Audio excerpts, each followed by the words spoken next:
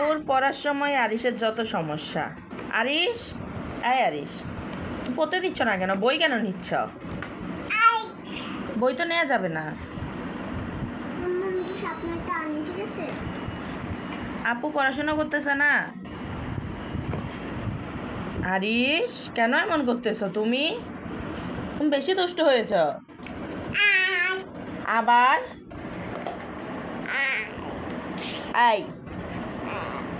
তুমি এত দুষ্ট হয়েছো কেন? আবার স্টপ। কামড় দে না, কামড় দে না। বাবা ধরে না, ধরে না, এটা আপুর বই হয় না, তা আপুর খাতা না।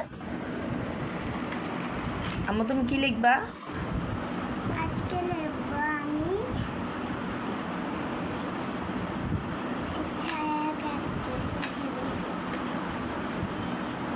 কি লিখবা? 61 থেকে 70 সব পারো? লিখে ফেলো। আরিশ, ওই তো ঝাড়ু দেওয়া শুরু হয়ে গেছে। মানে সুযোগ পাইলে উনি ঝাড়ু দেওয়া শুরু করে। আমার 2টা ঝাড়ু, এই আমার ঘরের অবস্থা। আমার ছেলে আমার ঘরের অবস্থা 12টা বাজিয়ে রাখছে। আব্বু মারছে, দেখে নাই ঝাড়ুর বাড়ি লাগিয়ে গেছে পিছন দিয়ে। আব্বু, আমার ঘরে প্রতিনিয়তই এগুলি হতে থাকে, সেটা সন্ধ্যা হোক বা রাত্রের 12টা বা সকাল 6টা। আমার ছেলে ঝাড়ু পেলেই ঝাড়ু দেওয়া শুরু করে। ওই তো ঝাড়ু দিচ্ছে। আব্বু তুমি কি ঘর ঝাড়ু দিচ্ছ? হ্যাঁ, এই সুন্দর করে ঝাড়ু দাও, সুন্দর করে। তোমার চেহারাটা একটু দেখি তো। আহ, দেখি না।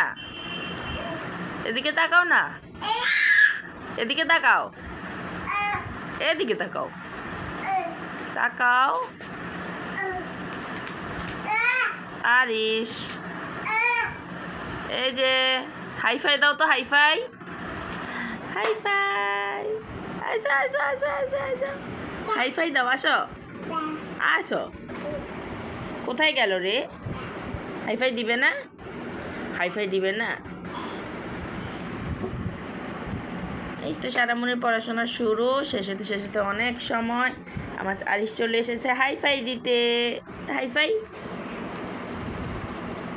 Hi fi, hi fi. আল্লাহ দাঁড়ায় নেই কাকি। আল্লাহ, আপা, এই যে হাইফাই, হাইফাই। আরিশ, আয় আরিশ, হাইফাই দাও। দিবে না হাইফাই? আহ, এই যে হাইফাই, হাইফাই। আব্বু হাইফাই দাও, হাইফাই দাও।